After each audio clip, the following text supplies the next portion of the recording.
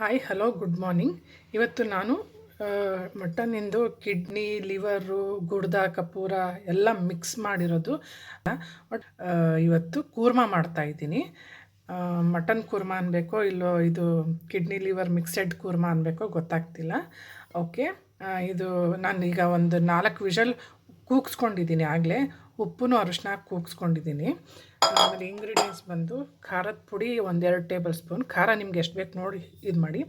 ಧನಿಯಾ 1 table spoon, ಚಕ್ಕೆ, ಲವಂಗ 4, ಒಂದು 6 ಏಲಕ್ಕಿ 3, ಲವಂಗ 6, ಉಪ್ಪು ಸಾಲ್ಟು, ಅರಿಶಿನ ಟರ್ಮರಿಕ್ಕು, ಆಮೇಲೆ 2 ಆನಿಯನ್ ತೊಗೊಂಡಿದ್ದೀನಿ, ಸ್ಲೈಸ್ ಮಾಡ್ಕೊಂಡಿದ್ದೀನಿ, ಕೊತ್ತಂಬರಿ, ಆಮೇಲೆ ಗ್ರೀನ್ ಚಿಲ್ಲಿ 4 ತೊಗೊಂಡಿದ್ದೀನಿ, ಟೊಮಾಟೊ 2 ತೊಗೊಂಡಿದ್ದೀನಿ, ಚಾಪ್ ಮಾಡ್ಕೊಂಡಿದ್ದೀನಿ ಸ್ಲೈಸು, ಬೆಳ್ಳುಳ್ಳಿ, ಶುಂಠಿ, ಗಾರ್ಲಿಕ್ಕು, ಜಿಂಜರು, ಇದು 1 ಬಾಲು, ಇದು 1/4 ಇಂಚು ಶುಂಠಿ ತೊಗೊಂಡಿದ್ದೀನಿ, ಲೆಮನ್ನು, ಇದಿಷ್ಟು ಈಗ. ಓಕೆ, ಇದೆಲ್ಲನೂ ಈಗ ನಾನು ಪೇಸ್ಟ್ ಮಾಡೋದು ತೋರಿಸ್ತೀನಿ, ಯಾವ್ಯಾವ ಇಂಗ್ರೀಡಿಯೆಂಟ್ಸ್ ಹಾಕೋದು ಅಂತ. ಓಕೆ ಗೈಸ್, ನಾನೀಗ ಇದೆಲ್ಲ ಇಂಗ್ರೀಡಿಯೆಂಟ್ಸು ಕೂಡ ನಾನು ಆ್ಯಡ್ ಮಾಡ್ತಿದ್ದೀನಿ. ಓಕೆ, ಈಗ ಆನಿಯನ್ನು,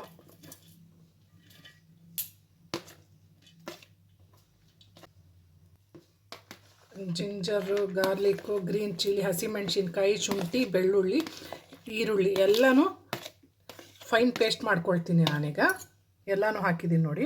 ಓಕೆ, ಫೈನ್ ಪೇಸ್ಟ್ ಮಾಡಿದ್ದೀನಿ. ಇದಿಷ್ಟೂ ಇದಕ್ಕೆ ಆ್ಯಡ್ ಮಾಡಿದ್ದೀನಿ. ಈಗ ನಾನು ತೊಗೊಂಡಿದ್ನೆಲ್ಲ ಇದು ಮಾಡಿದ್ದೀನಿ. ಈಗ ಟೊಮೊಟೊ ಚಾಪ್ ಮಾಡಿದ್ದು ಅದು ಕೂಡ ಆ್ಯಡ್ ಮಾಡ್ತಾಯಿದ್ದೀನಿ.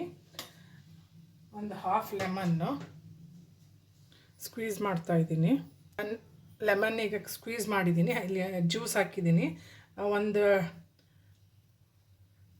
2 to 3 ಟೇಬಲ್ ಸ್ಪೂನ್ ಆಯಿಲ್ ಹಾಕ್ತಾಯಿದ್ದೀನಿ. ಓಕೆ, ಈಗೆಲ್ಲ ಮಿಕ್ಸ್ ಮಾಡ್ಕೊಳ್ಳೋಣ, ಚೆನ್ನಾಗಿ ಇಂಗ್ರೀಡಿಯೆಂಟ್ಸ್, ಇದು ಉಪ್ಪು ಖಾರ ಎಲ್ಲ ಚೆನ್ನಾಗಿ ತಾಗುತ್ತೆ. ಒಂದು ½ an hour ಮ್ಯಾರಿನೇಟ್ ಮಾಡೋಕ್ಕೆ ಬಿಡ್ತೀನಿ ನಾನು. ನೆಕ್ಸ್ಟ್ ಸ್ಟೆಪ್ ತೋರಿಸ್ತೀನಿ. 1 ಟೇಬಲ್ ಸ್ಪೂನ್ ಆಯಿಲ್ ಹಾಕ್ತಿದ್ದೀನಿ, ಯಾಕಂದರೆ ಮ್ಯಾರಿನೇಟ್ ಮಾಡಬೇಕಾದ್ರೆ ಆವಾಗಲೇ 2 ಟೇಬಲ್ ಸ್ಪೂನ್ ಆಯಿಲ್ ಹಾಕಿದ್ದೆ. ಅದಕ್ಕೆ ಈಗ ಬಿಸಿಯಾಗಿದೆ. ಮ್ಯಾರಿನೇಟ್ ಮಾಡಿದ್ದು ಅಷ್ಟೂ ಆ್ಯಡ್ ಮಾಡ್ತಾಯಿದ್ದೀನಿ. ಓಕೆ, ಈಗ ಬೇಯಕ್ಕೆ ಬಿಡೋಣ. ಒಂದು 15 ಮಿನಿಟ್ಸ್ ಬೇಯಬೇಕೀಗ. 10 ಮಿನಿಟ್ಸ್ ಸಾಕು, ಯಾಕಂದರೆ ಇದು ನಾನು ಮುಂಚೆನೇ ವಿಷಲ್ 4 ಕೂಗಿಸ್ಕೊಂಬಿಟ್ಟಿದ್ದೀನಿ ಇದೆಲ್ಲ. ಹಾಗಾಗಿ ಒಂದು 10 ನಿಮಿಷ ಸಾಕು.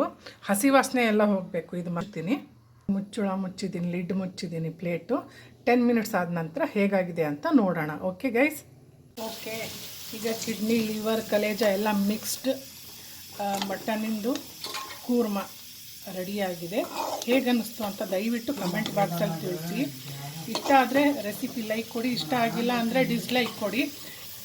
ಇದು ರೊಟ್ಟಿ, ಚಪಾತಿ, ಅನ್ನಕ್ಕೆ ಎಲ್ಲದಕ್ಕೂ ತುಂಬಾ ಸೂಪರಾಗಿರುತ್ತೆ. ಮನೇಲಿ ದಯವಿಟ್ಟು ನಾನು ಮಾಡಿದ ಮೆಥಡಲ್ಲಿ ಒಮ್ಮೆ ಟ್ರೈ ಮಾಡಿ ಕಮೆಂಟ್ ಬಾಕ್ಸಲ್ಲಿ ತಿಳಿಸಿ ಹೇಗಾಗಿತ್ತು ಅಂತ ರೆಸಿಪಿ. ಇಷ್ಟ ಆದರೆ ರೆಸಿಪಿ ಲೈಕ್ ಕೊಡಿ, ಇಷ್ಟ ಆಗಿಲ್ಲ ಅಂದರೆ ಡಿಸ್ಲೈಕ್ ಕೊಡಿ.